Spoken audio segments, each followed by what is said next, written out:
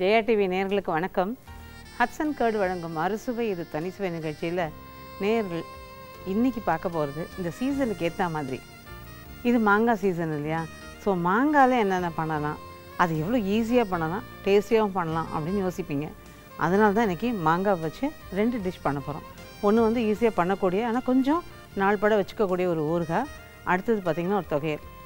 இந்த மாங்காய் ஊறுகாவை தான் நம்ம துருவல் மாங்காய் ஊறுகாய் இதை முதல்ல பண்ண போகிறோம். முதல்ல அந்த துருவல் மாங்காய் ஊறுகாய்க்கு என்னென்ன தேவைங்கிறத சொல்லிடுறேன். அதுக்கப்புறம் அது எப்படி பண்ணுறது அப்படிங்கிறத பார்க்கலாம்.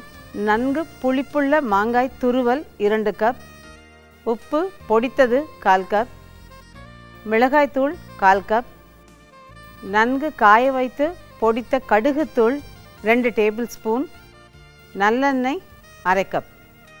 இப்போ இந்த துருவல் மாங்காய் ஊறுகாய்க்கு தேவையான பொருள்லாம் பார்த்தோம் இல்லையா?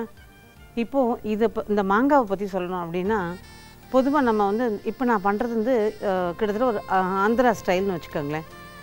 அவங்க செலக்ட் பண்ணுற மாங்காய் எல்லாமே நல்ல புளிப்பான நார் உள்ள மாங்காயாக தான் இருக்கும்.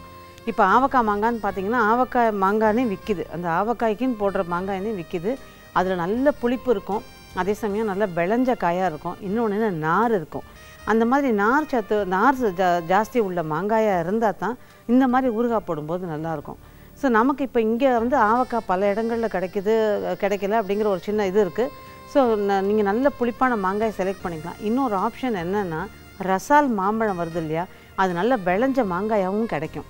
அந்த மாம்பழமாக இல்லாமல் மாங்காயாகவே கிடைக்கும். அந்த மாங்காய் வாங்கி அந்த ரசால் மாங்காயாக வாங்கினீங்கன்னா அதில் நார் இருக்கும், புளிப்பு இருக்கும். அது பழுத்தா தான் நல்ல இனிப்பும் ஜூஸும் இருக்கும். ஆனால் அதே சமயம் அது காயாக இருக்கும்போது நிறைய நாரும் இருக்கும், அதே மாதிரி அது நல்ல புளிப்பும் இருக்கும்.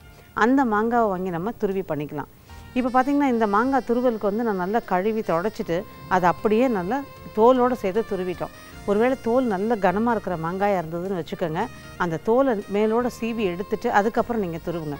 இந்த தோலோடு போடுறதுக்கு காரணம் என்னென்னா, கொஞ்சம் நாள் பட அது ரொம்ப சதன்னு ஆயிடாமல் கொஞ்சம் வந்து நறுச்சு தரிச்சாப்பில் வச்சுருக்கும், அதாவது நறுக்குன்னு இருக்கும். அந்த துருவினா கூட ஒரு சின்ன நறுக்குன்னு இருந்ததுன்னா சாப்பிடும்போது நல்லாயிருக்கும். அது வந்து இந்த தோலோடு போடும்போது ஒன்று கிடைக்கும். இன்னொன்று என்னென்னா கடுகு சேர்க்கறதுனால கிடைக்கும். ஸோ நம்ம இதில் கடுகு சேர்த்து பண்ண போகிறோம். இப்போ வந்து நான் ஒரு மாங்காய் துருவலில் உப்பு சேர்த்து கலந்து நல்லா ஒரு கொஞ்சம் நேரம் வச்சுருக்கேன். இதை நீங்கள் வந்து நாளைக்கு போடுறீங்கன்னு வச்சுக்கோங்க, இன்றைக்கே நைட்டு துருவிட்டு அதில் உப்பை சேர்த்து நல்லா கலந்து வச்சுடுங்க. மறுநாள் தண்ணி விட்டால் மாதிரி இருக்கும், பரவாயில்ல. அதுக்குள்ளார நம்ம வந்து இந்த எண்ணெயை காய வச்சு நல்லா ஆற வச்சு எடுத்து வச்சுக்கிட்டு அதுக்கப்புறம் நம்ம இப்போ கலக்க போகிற மாதிரி நீங்கள் கலந்தீங்கன்னா நல்லாயிருக்கும். ஆனால் எந்த ஊறுகாய்க்குமே எண்ணெய் வந்து மேலோட லேசாக நின்றுச்சுன்னா தான் அது நல்லாயிருக்கும். ஸோ இப்போ நம்ம வந்து இதில் உப்பு சேர்த்து கலந்து வச்சுருக்கேன். இப்போ ஒரு பாத்திரத்தில் நம்ம எண்ணெயை காய போட்டு ரெடியாக வச்சிடலாம்.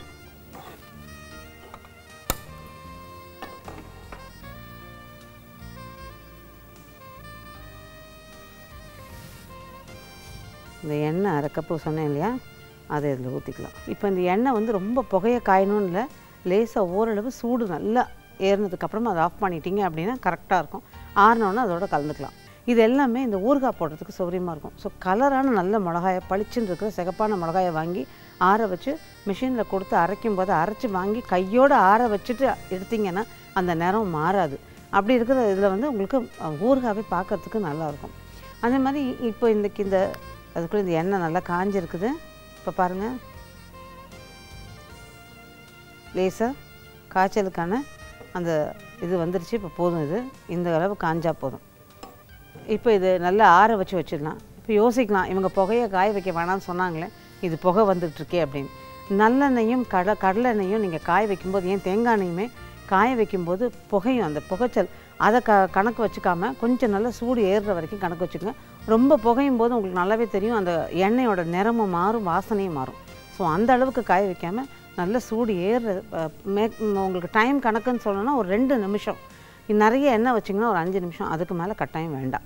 ஸோ இதை வந்து நம்ம இப்போ நல்லா கலந்துட்டு கட்டாயம் நீங்கள் ஒரு 15 நாள் இல்லது ஒரு 20 நாள் வெளியில் தாராளமாக வச்சுக்கலாம், ஒன்றும் செய்யாது. ஆனால் அதுவே நீங்கள் வந்து ரொம்ப நாள் வைக்கணும் அப்படின்னா ஃப்ரிட்ஜில் வச்சுக்கணும், நல்லாவே இருக்கும். கடுகுத்தூள் சேர்க்குற போது இதில் சட்டுன்னு கெட்டு போகிறதுக்கான வாய்ப்பு கம்மி.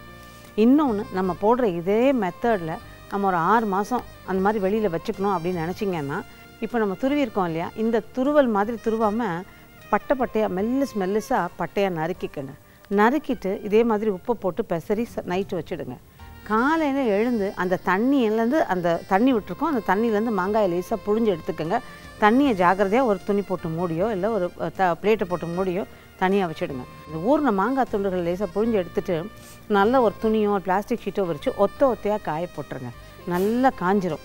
காஞ்சதுக்கு அப்புறமா சாயந்தரம், அது ஒரே நாள் காஞ்சா போதும், சாயந்தரமாக அதை எடுத்து நம்ம இப்போ தாளிக்கிற மாதிரியே தாளித்து வச்சிங்கன்னா இது நல்லா உங்களுக்கு ஒரு 6 மாதம் வரைக்கும் ஒன்றுமே ஆகாது. இது வந்து இந்த ஆந்திரா பக்கம்லாம் மாகாயான்னு சொல்லுவாங்க. அதை இந்த மாதிரி பண்ணும்போது இது கொஞ்சம் ஈஸி மெத்தடு. அது கொஞ்சம் காய வச்சு சாயந்தரமாக கலக்கக்கூடியது. ஸோ அது வந்து உங்களுக்கு நாள்பட இருக்கும். நீங்கள் அந்த மாதிரியும் பண்ணிக்கலாம். அளவுகள் வந்து இதே மாதிரி தான் இருக்கும். இப்போ பொதுவாக வந்து நம்ம மிளகாயில் உப்பும் மிளகாயும் ஒரே அளவாகவும் அதில் பாதி கடுகு தூளாகவும் தான் இருக்கும். இதுதான் கணக்கு. இந்த கணக்கு வச்சுக்கிட்டு நீங்கள் பண்ணிங்கன்னா கரெக்டாக இருக்கும். ஸோ இப்போ வந்து நம்ம எண்ணெயை காஞ்சிருக்கிறதுல இப்போ இதில் மிளகாத்தூள்,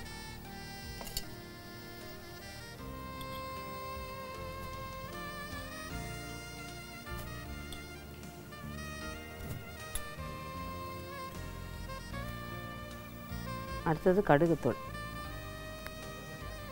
இதை போட்டு வச்சு இப்போ இதில் நல்லா கலந்து விட்டுடலாம். இந்த கடுகு தூளை பற்றி ஒன்று சொல்லணும் அப்படின்னா, சில நேரங்களில் முதல்ல ஊறுகாய் போடுறவங்களோ இல்லை கொஞ்சம் வேலை கவனத்தில் கொஞ்சம் அதிகமாகவோ சேர்த்து அரைச்சிடுறாங்கன்னு வச்சுக்கோங்க. இப்போ நீங்கள் அரைச்சிடுறீங்க, கடுகு கொஞ்சம் நிறைய எடுக்கிறோம் அப்படின்னு தெரியாமல் எடுத்து கொஞ்சம் அரைச்சி வச்சிடுறோம். இந்த அளவு கடுகு தான் இதுக்கு தேவைப்படுது. மீதி கடுகு தூளை வந்து அப்படியே நின்று போச்சுன்னு வச்சுக்கோங்க. அதை அப்படியே எடுத்து டப்பாவில் போட்டு வச்சுக்கலாம்னு நினச்சிங்கன்னா அது கசந்து போயிடும். அதனால் அந்த ஸ்டோர் பண்ணும்போது அது கொஞ்சம் நாளைக்கு தான் வச்சுக்கலாம். அந்த மாதிரி வச்சுருந்துட்டு திரும்பி நீங்கள் வேறு ஏதாவது ஊறுகாய் சேர்த்துக்கணும். அதை சேர்த்துக்கிறதுக்கு முன்னாடி இவ்வளோ நாள் ஸ்டோர் பண்ணுறதுக்கு ஒரு 10 நாள் 15 நாள் ஸ்டோர் பண்ணலாம். அப்படின்னா அந்த கடுகு தூளோட கொஞ்சம் உப்பு, ஒரு மேபி ஒரு 1/2 கப்பு கடுகு தூள் இருந்ததுன்னா 1/2 டீஸ்பூன் அந்த உப்பு பொடியை சேர்த்து நல்லா கலந்துட்டு அதுக்கப்புறம் டப்பாவில் போட்டு வச்சிங்க அப்படின்னா அது கசந்து போகாது. இல்லைன்னா தனி கடுகு தூளாக இருக்கும்போது கசந்து போகிறதுக்கான வாய்ப்புகள் அதிகம். அதனால் நம்ம கொஞ்சம் உப்பு சேர்த்து கலந்து ஸ்டோர் பண்ணி வச்சுக்கிட்டிங்கன்னா நீங்கள் அடுத்த முறை யூஸ் பண்ணும்போது அதை பண்ணிக்கலாம்.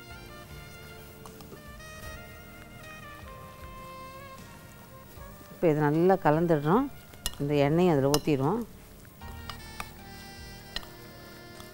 இதில் நான் கடுகு பெருங்காயம் அந்த மாதிரி எந்த விஷயங்களும் கிடையாது. இது ப்ளெயினாக இருக்கும், கடுகு வாசனையோடு இருக்கும். ஆனால் இந்த நெத்தாக இருக்கும் அந்த கடுகு தூள் போடுறதுனால. தோலோடு தோல் தெரியுது பாருங்கள், பச்சை பச்சையாக பார்க்கவும் அழகாக இருக்கும். ரெண்டாவது உங்களுக்கு அந்த தோலோடு இது பண்ணும்போது நறுக்குன்னு இருக்கும், குழஞ்சி போன மாதிரி ஊறிடாது.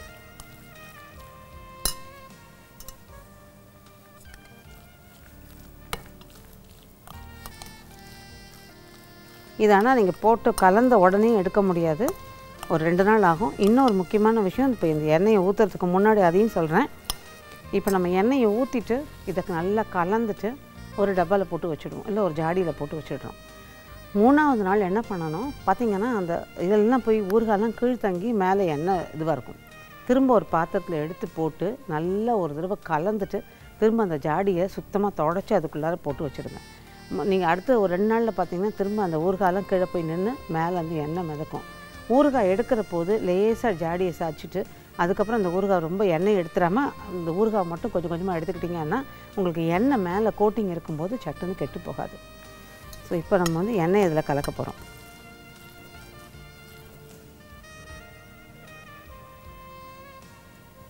இப்போ இந்த எண்ணெயை அதில் நல்லா ஊற்றிட்டோம். இதை நல்லா கலந்து வச்சிடலாம்.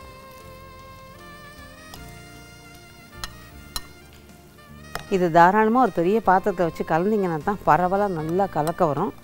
ஸோ ஊறுகாய் போடுறது அப்படின்னா இப்போ இவங்க இவ்வளோ ஈஸியாக போட்டுட்டாங்களே, இது என்ன பெரிய வேலை ஒன்றும் இல்லை. ஆனால் உள்ளபடிக்கே நம்ம ஈஸியாக தான், நமக்கு செய்முறை விளக்கம் கொஞ்சம் ஈஸியாக இருக்கட்டும்ங்கிறனால தான் இந்த மாதிரி சொல்லியிருக்கோம். ஆனாலுமே நம்ம வந்து கொஞ்சம் அதிகமாக போடும்போது நம்ம அதை கொஞ்சம் கவனமாக பெரிய பாத்திரத்தில் வச்சு பாத்திரம் நல்லா கழுவி தொடச்சி காய வச்ச பாத்திரமாக வச்சு எல்லாம் பண்ணும்போது கெட்டுறதுக்கான வாய்ப்புகள் ரொம்ப ரொம்ப கம்மி. பொதுவாக ஊறுகாயில் இந்த கடுகெல்லாம் சேர்க்கும்போது கெட்டு போகாது. ஆனால் அது மட்டும் இல்லாமல் நாம் செய்கிற செய்முறையில் சுத்தமாக இருந்ததுன்னா, பாத்திரமும் கை இதெல்லாம் சுத்தமாக இருந்ததுன்னா இன்னும் கொஞ்ச நாள் நல்லாவே வரும். ஸோ இப்போ நம்ம அதை கலந்து வச்சுட்டோம். இது இப்போ வந்து ஒரு பாத்திரத்தில் அள்ளிட்டு இப்போவே ஆக்சுவலாக நீங்கள் கலந்ததையே ஒரு கிண்ணத்தில் வச்சு ஒரு 1/2 மணி நேரம் கழிச்சு பாருங்கள், கொஞ்சம் மேலே எண்ணெய் வந்திருக்கும். கொஞ்சம் நேரம் ஆக எண்ணெய், மறுநாள் பார்த்திங்கன்னா நல்ல எண்ணெய், அது ஒரு கோட்டிங் மாதிரியே நிறைய எண்ணெய் அப்படியே நிற்கும். ஆனால் அந்தளவு எண்ணெய் போடும்போது எல்லாருக்குமே தெரிஞ்சிருக்கும், ஊறுகாயில் எண்ணெய் எப்போவுமே ஜாஸ்தி உண்டு. அந்தளவு எண்ணெய் போடும்போது தான் இது நல்லாயிருக்கும். ஸோ ஸோ இப்போ நம்ம அதை மிக்ஸ் பண்ணிட்டோம், ஒரு பாத்திரத்தில் எடுத்துக்கலாம்.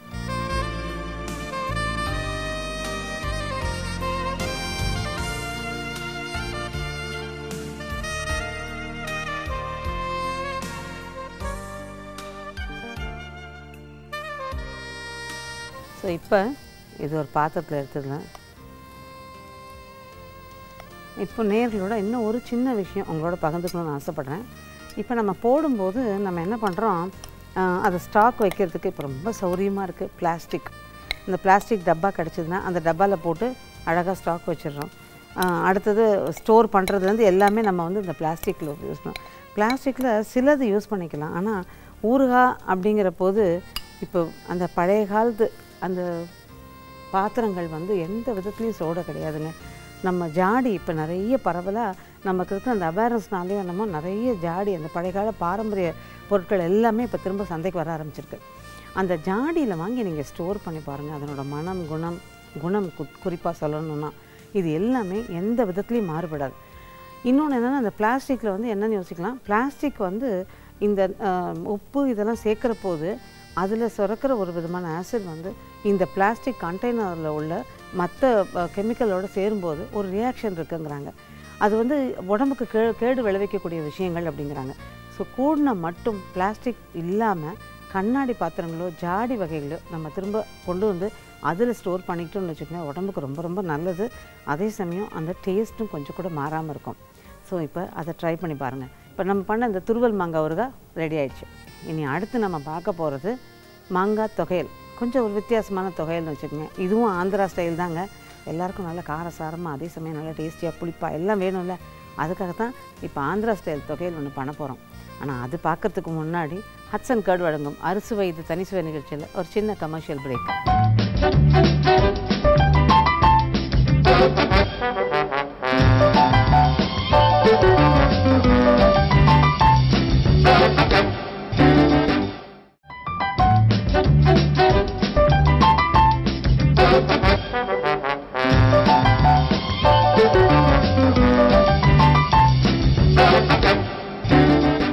ஹட்சன் கர்ட் வழங்கும் அறுசுவை இது தனிசுவை நிகழ்ச்சியில் நம்ம இப்போ அடுத்து பார்க்க போகிறது மாங்காய் தொகையல். முதல்ல நம்ம துருவல் மாங்காய் ஊறுகாய் எப்படி பண்ணுறதுன்னு பார்த்துட்டோம் இல்லையா. இப்போ பார்க்க போகிற இந்த மாங்காய் தொகையலுக்கு முதல்ல என்னென்ன தேவைங்கிறத சொல்லிடுறேன். அதுக்கப்புறம் இது எப்படி பண்ணுறதுங்கிறத பார்க்கலாம். மாங்காய் துருவல் 1 கப், காய்ந்த மிளகாய் 4, பச்சை மிளகாய் 2, பூண்டு சிறிய பற்களாக 6, கடுகு 2 டீஸ்பூன், உளுந்து 2 டீஸ்பூன், கடலைப்பருப்பு 2 டீஸ்பூன், வெந்தயம் 1 டீஸ்பூன், பெருங்காயம் 1/2 டீஸ்பூன், உப்பு தேவையான அளவு, எண்ணெய் 2 டேபிள் ஸ்பூன். ஸோ இப்போ இந்த மாங்காய் தொகையலுக்கு தேவையான பொருள்லாம் பார்த்தோம். இது எப்படி பண்ணுறதுங்கிறத பார்க்க போகிறோம். இப்போ இது அடுப்பில் ஒரு பாத்திரம் வச்சுருக்கேன். எண்ணெய் சொன்னேன் இல்லையா, அந்த எண்ணெய் காயுது. எண்ணெய் காஞ்சோன்னா ஒரு பொருளை நம்ம போட்டு வறுத்து எடுத்துகிட்டு அதுக்கப்புறம் லாஸ்ட்டில் மாங்காய் போட்டு சும்மா ஒரு வதக்கி எடுப்போம். இது ஆக்சுவலாக இந்த ஆந்திரா டிஷ்ஷு பார்த்திங்கன்னா இந்த சீசனில் பார்த்திங்கன்னா எல்லார் வீட்லேயுமே அவங்க ஊரில் அதுவும் கிராம பக்கம் ஆந்திராவில் பார்த்திங்கன்னா பெரும்பாலும் நல்லெண்ணெய் வந்து அவங்க செக்கில் ஆட்டினதுன்னு சொல்லி அவங்க அந்த நாளில் ஆட்டி கொண்டு வந்து அவங்களே வச்சுப்பாங்களாம். ஸோ என்னன்னா நெய்யும் அதே மாதிரி வீட்டில் காய்ச்சின நெய். பெரும்பாலும் நிறைய வீடுகளில் வந்து மாடு வச்சுருப்பாங்க, அவங்க வந்து வீட்டில் காய்ச்சின நெய். ஸோ இந்த நெய்யும் சரி அந்த நல்லெண்ணெயும் சரி இந்த மிளகா, அந்த ஆந்திரா மிளகாக்கே ஒரு நல்ல கலரும் டேஸ்ட்டும் சரி, இதெல்லாம் சேரும்போது இந்த சீசனில் ரொம்ப நல்லாயிருக்கும், ரொம்ப டேஸ்டியாக இருக்கும். அவங்க வீட்டில் போய் அந்த மாதிரி இந்த தெலுங்காரங்க வீட்டிலலாம் சாப்பிட்றதா இருந்தால். ஆக்சுவலாக தெலுங்கு காமெடி ஆர்டிஸ்ட் ரேலங்கி வெங்கட்ராமையான்னு சொல்லுவாங்க. நம்ம பாலையா ஐயா அவங்க மாதிரி அவரும் ரொம்ப ஃபேமஸ் அந்த பக்கம். அவங்க எங்கள் வீட்டுக்கு எதிர் வீடு. ஸோ அவங்க இருக்கும்போது நிறைய டிஷ்ஷஸ் அவங்க பண்ணுறது இந்த சாப்பிட்ற ஆசையிலேயே, அதுவும் இந்த உதிர் சாதத்தில் இதை போட்டு சாப்பிட்ற ஆசையிலேயே போய் கொஞ்ச நேரம் பேசிட்டு உட்காந்தா நல்லா சாப்பிட்டுட்டு அதை ரசிச்சுட்டு வருவோம். ஸோ அவங்கக்கிட்ட கற்றுக்கிட்ட நிறைய இந்த ஆந்திரா டிஷ் தான் இன்றைக்கி நான் உங்களோட ஷேர் பண்ணிக்கிறது. அதில் ஒன்று தான் இது. ஸோ இப்போ எண்ணெய் காஞ்சிருச்சு. அதில் கடுகு,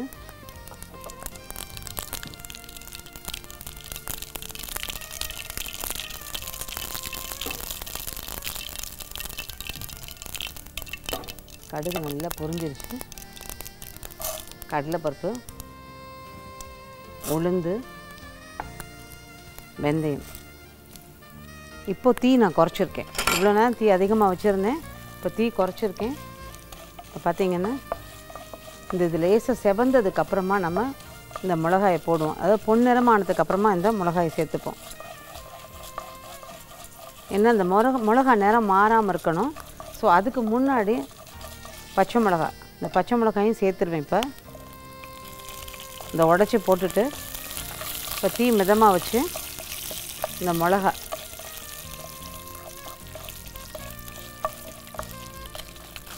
மிளகாயை சேர்த்துட்டு பெருங்காயம், இந்த மிளகாயை சேர்த்துனதுக்கப்புறமா பெருங்காயத்தையும் போட்டுட்டு நம்ம ஒரு 20 செகண்டில் இந்த அடுப்பை ஆஃப் பண்ணிடலாம். அதுக்கப்புறம் நம்ம அடுப்பை ஆன் பண்ண வேண்டாம், ஏன்னா அந்த மிளகாயோட நிறம் மாறும். இப்போ இந்த பூண்டு பல்லியும் அதோட போட்டுடலாம்.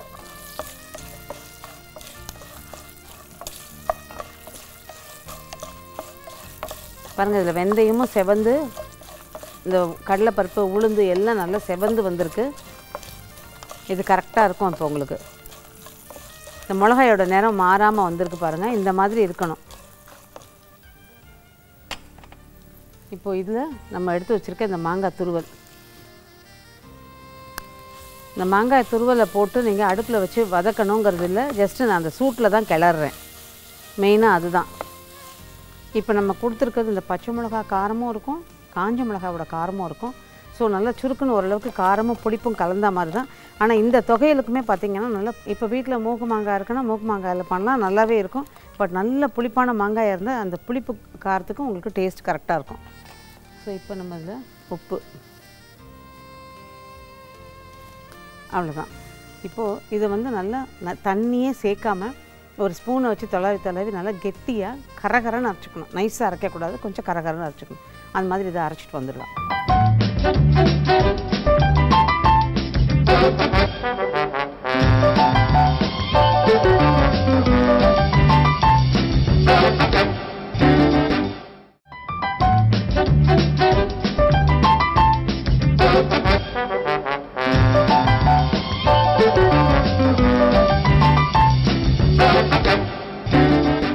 இப்போ பார்த்திங்கன்னா அந்த மாங்காய் தொகையிலுக்கு நல்லா வதக்கியிருந்தோம். வதக்கிட்டு ஆற வச்சு இதை அரைச்சிட்டு வந்துட்டோம். தண்ணி ஊற்றாமல் கரகரப்பாக அரைக்கணும், நைஸாக அரைக்கக்கூடாது, கரகரப்பாக அரைக்கணும்.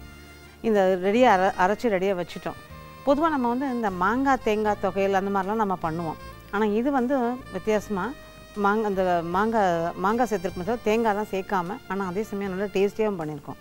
இது பார்த்திங்கன்னா நல்லா உதிராக வடித்த சாதத்தில் கொஞ்சம் நெய் போட்டுட்டு இந்த தொகையில் போட்டு நல்லா பிசைஞ்சிட்டு சாப்பிட்டோம் அப்படின்னா ஒரு அப்பளம் தொட்டுக்கிட்டால் கூட போதும்.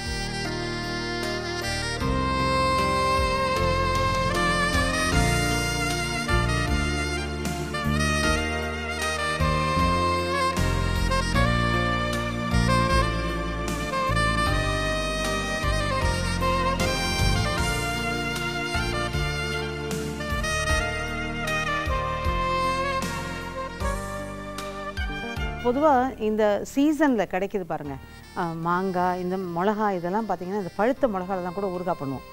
இந்த சீசனில் தான் அதெல்லாம் பண்ண முடியும். ஸோ அந்த ஆசைக்கு அதெல்லாம் நல்லா நிறைய பண்ணி சாப்பிட்லாம். ஸோ நேர்கள் கேட்குறது மெதுவாக என் காதில் விழுகுது, என்ன மேடம் இந்த சீசனு சூடான சீசனு, இதில் சூட்டான பொருளே சாப்பிட சொல்கிறீங்களே, அப்போ எப்படி நம்ம உடம்பு சரியாக இருக்கும் அப்படின்னு யோசனை பண்ணுவீங்க. இதுக்கும் நம்மக்கிட்ட கையில் பெரியவங்க சொல்லி வச்ச ரெமடியே இருக்குது. ஏன்னா இந்த மாதிரி சூடான பொருள்லாம் சாப்பிடும்போது மோர் நல்ல தயிராக எடுத்துக்காமல் அதை நீர்க்க கரைச்ச மோர், அதில் கொஞ்சம் வெள்ளரிக்காயும் போட்டு அரைச்சிட்டு சேர்த்து எடுத்துக்கும்போது நம்ம சாப்பிட்ட இந்த சாப்பாட்டோட சூட்டுத்தன்மையை அது நல்லாவே குறைக்கும். ஸோ நம்ம கையில் இருக்கவே இருக்குது. ஆனால் அதுக்காக தினமும் காரசாரமாக புளிப்பாக அந்த மாதிரி சாப்பிடணும்னு சொல்ல. ஆனால் கிடைக்கிற சீசனில் இப்போ பட்டாணி கிடைக்கும்போது பட்டாணி எடுத்துக்கிறோம் நிறைய. அடுத்தது பார்த்திங்கன்னா காலிஃப்ளவர் கிடைக்கும்போது காலிஃப்ளவர் நிறைய அடிக்கடி பண்ணுவோம். ஏன்னா அந்த மாதிரி இந்த சீசனில் வந்து விலையும் குறைச்சலாக கிடைக்கும், நமக்கு நம்ம நிறைய பண்ணிக்கிறதுக்கு சௌரியமாக இருக்கும். ஆனால் மாங்காய் பார்த்திங்கன்னா சீசன் சமயத்தில் விலை கம்மியாக இருந்தாலும் இப்போல்லாம் பார்த்திங்கன்னா வருஷம் முழுக்க ஏதாவது ஒரு இடத்துல எப்படியோ ஏதாவது ஒரு வகை மாங்காய் நமக்கு கிடைக்குது.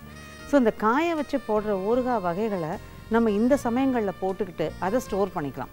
ஆனால் வருஷம் முழுக்கிற கிடைக்கிற இந்த மற்ற மாங்காயெல்லாம் வச்சு இந்த மாதிரி தொகையல் ஒரு இன்ஸ்டண்ட்டாக போடுற ஊறுகாய் அதெல்லாம் பண்ணி நம்ம அப்பப்போ எடுத்துக்கலாம் இல்லையா. ஸோ இது வந்து உடம்பை நான் ஏற்கனவே சொன்ன மாதிரி சூடுபடுத்தக்கூடிய பொருளாக இருந்தாலும் அதை குளிர்விக்கக்கூடிய நிறைய விஷயங்கள் நம்ம ஊரில் கிடைக்கிது. பழ வகைகள் பார்த்திங்கன்னா கிருணி பழம், அப்புறம் இந்த வாட்டர் மேலன் சொல்கிற தர்பூஷணி, இதெல்லாம் வந்து நம்ம குளுமைப்படுத்தக்கூடியது. ஸோ சாப்பாட்டில் ஆசைக்கு இதையும் சேர்த்துக்கும் போது அதையும் நம்ம உடம்பை குளுமைப்படுத்துறதுக்கு சேர்த்துக்கலாம். ஸோ விதவிதமாக மாங்காய் ஊறுகாய் மட்டும் இல்லைங்க, இந்த மாதிரி தொகையல், மாங்காய் சாதம், அது சொல்ல மறந்துட்டேன். இப்போ பார்த்திங்கன்னா இந்த தொகையல் பண்ணியிருக்கோம் இல்லையா, இதையே வந்து குழந்தைங்களுக்கு சாப்பாட்டுக்கு நீங்கள் கட்டி கொடுக்கணும் அப்படின்னா கொஞ்சம் நெய் அல்லது விருப்பப்பட்டால் நல்ல நெய் சூடு பண்ணி அதை ஊற்றி சாதத்தில் கலந்துட்டு மத்தியானம் சாப்பாட்டுக்கு கொடுத்து விடுங்க. கூட ஒரு உருளைக்கிழங்கு வறுவலோ அல்லது ஒரு வாழைக்காய் வறுவலோ, அதுவும் இல்லை ஒரு வத்தல், சிப்ஸ் இந்த மாதிரி வச்சு அனுப்பலாம். ஸோ இதில் பார்த்திங்கன்னா இந்த மாங்காவோட புளிப்பு, காரம் இது எல்லாமே சேர்ந்தும் இருக்கும். கடலைப்பருப்பு, உளுந்து இதெல்லாம் சேர்க்குற போது அதில் உள்ள நல்ல விஷயங்களும் அதில் இந்த சாதத்தில் கலந்துருக்கும். குழந்தைகளுக்கு நம்ம கலக்கும்போது கொஞ்சமாக அதை கலந்து கொடுத்துட்டு மத்தியானம் அவங்க சாப்பிட்ற நேரத்துக்கு பார்த்திங்கன்னா அது நல்லா ஊறி போய் அந்த சாதமே அவ்வளோ டேஸ்டியாக இருக்கும். நல்லா சூடு பண்ண நெய்யும் ஊற்றி அதில் கலந்து கொடுத்துருங்க. ஸோ இது வந்து சாதமாக நம்ம கலக்கும்போது நல்லாயிருக்கும். அதே சமயம் தோசை பண்ணுவாங்க, அதாவது தெலுங்காரங்களாம் திப்ப ரொட்டின்னு ஒன்று பண்ணுவாங்க. அது கொஞ்சம் கனமாக இருக்கும். அந்த அரிசியெல்லாம் ஊற வச்சு கரகரப்பாக அரைச்சி அது, ஆனால் இப்போ வந்து கேஸ் அடுப்பில் பண்ணுறோம். பட் அந்த நாளில் அவங்க பண்ணும்போது அது விறகடுப்பு தணலில் வேக விடுவாங்க. அது மேல் பக்கம் வந்து அந்த பிரியாணிக்கு தணல் போடுற மாதிரி மேலே அந்த கடாயில் மாவை நிறைய ஊற்றிட்டு கீழேயும் தணல் இருக்கும், மேலேயும் ஒரு பிளேட்டை வச்சு மூடி அது மேலேயும் தணலை விட்டுப்பாங்க. ஸோ 2 பக்கமும் அது வெந்து எடுக்கும். அந்த மாதிரி எடுக்கிற அந்த திப்ப ரொட்டிக்கு தேங்காய் சட்னி மட்டும் இல்லாமல் இந்த மாதிரி தொகையிலும் தருவாங்க. அது ரொம்ப டேஸ்டியாக ரொம்ப நல்லாயிருக்கும். ஸோ நம்ம சாதாரணமாக ஊற்றுற இந்த தோசைக்கு கூட இது ரொம்ப நல்லாயிருக்கும். ஸோ இடியாப்பம் பார்த்திங்கன்னா இடியாப்பத்தில் நல்லா கலந்துட்டு உப்பு காரம் புளிப்பாக ஒரு இடியாப்பம் சாப்பிட்லாம். ஸோ இந்த தொகையில் வச்சு நீங்கள் விதவிதமாக நிறைய டிஷ்ஷஸ் பண்ணலாம். அது நம்மளோட விருப்பத்தை பொறுத்து அதுக்கேற்ற மாதிரி காரம் புளிப்பு எல்லாம் கூட்டி குறைச்சி நீங்கள் நிறையவே பண்ணிக்கலாம். ஸோ இன்றைக்கி காமிச்ச இந்த ஊறுகாயும் சரி, அதாவது துருவல் மாங்காய் ஊறுகாயும் சரி, இந்த மாங்காய் தொகையிலும் சரி, நேர்கள் எல்லாருக்கும் பிடிச்சிருக்கும். இதெல்லாம் திரும்ப எழுதிக்கணும் இல்லையா, அதுக்காக ஒரு சின்ன ரீகேப். இப்போ இந்த துருவல் மாங்காய் ஊறுகாய்க்கு பார்த்திங்கன்னா மாங்காயை நல்லா துருவி வச்சுருக்கோம். அதில் உப்பு சேர்த்து நல்லா கலந்துட்டு ராத்திரி ஃபுல்லாக ஊற விட்டுருங்க. மறுநாள் அதில் மிளகாத்தூள், கடுகுத்தூள் இதெல்லாம் நல்லா கலந்துட்டு எண்ணெயை காய வச்சு ஆற வச்சு அதோடு சேர்த்து நல்லா கலந்து அதுக்கப்புறம் ஒரு பாட்டில் எடுத்து போட்டு வச்சு 3ஆவது நாளும் நல்லா ஒரு தடவை கலக்கிட்டு வச்சிங்க அப்படின்னா துருவல் மாங்காய் ஊறுகாய் தயார். இந்த தொகையிலுக்கு பார்த்திங்கன்னா ஒரு கடாயில் எண்ணெயை காய வச்சு அதில் கொஞ்சமாக கடுகை சேர்த்து அதுக்கப்புறம் உளுந்து, கடலைப்பருப்பு இது லேசாக பொன்னிறம் ஆனதும் அதில் காஞ்ச மிளகா, பச்சை மிளகாயும் போட்டு வறுத்துட்டு அதுக்கப்புறமா அடுப்பை அணைச்சி பெருங்காயம், பூண்டையும் போட்டு ஒரு வதக்கிட்டு அதுக்கப்புறமா அதிலே துருவின மாங்காயும் சேர்த்துருங்க, தேவையான உப்பையும் சேர்த்துருங்க. நல்லா ஆற வச்சு கரகரப்பாக அரைச்சி எடுத்திங்கன்னா மாங்காய் தொகையில் தயார். என்ன நேரத்தில் இப்போ குறிச்சிக்கிட்டிங்களா? நிச்சயமாக அது எல்லாருக்குமே பிடிச்சிருக்கும். அதுவும் மாங்காய் கேட்கவே வேணாம், சொல்லும்போதே நான் ஊறும் இல்லையா? ட்ரை பண்ணி பாருங்கள். உங்களுக்கு மட்டும் இல்லை, எல்லாருக்கும் பிடிச்ச இந்த டிஷ்.